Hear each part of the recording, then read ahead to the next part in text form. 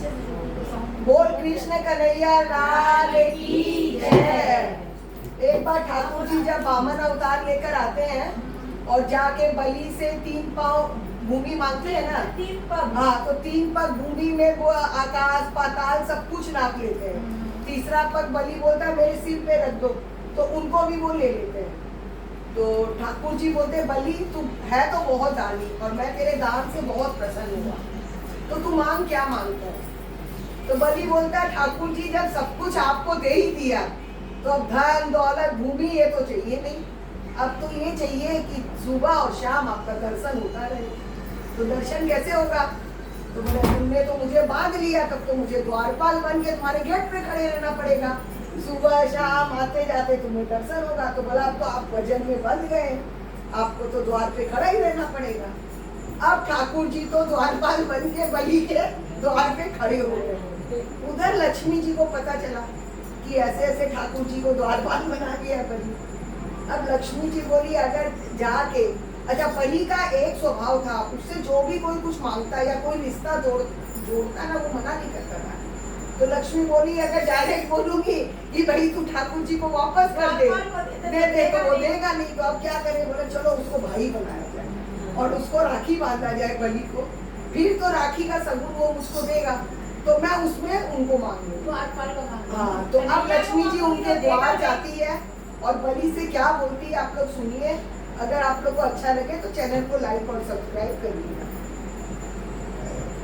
मैं चल रही लक्ष्मी बलि के दरबार में, मैं चल रही लक्ष्मी बलि के दरबार में, बलि के दरबार में, राजा के दरबार में, बलि के दरबार में, राजा के दरबार में, मैं चल रही लक्ष्मी बलि के दरबार में, मैं चल रही लक्ष्मी बलि के दरबार में। टीका ले लो बहना, नकली ले लो बहना, बलि बोल रहा है बहना, नकली ले लो बहना, जो चाहे सो ले लो बहना, राखी की बधाइयाँ, जो चाहे सो ले लो बहना, राखी की बधाइयाँ।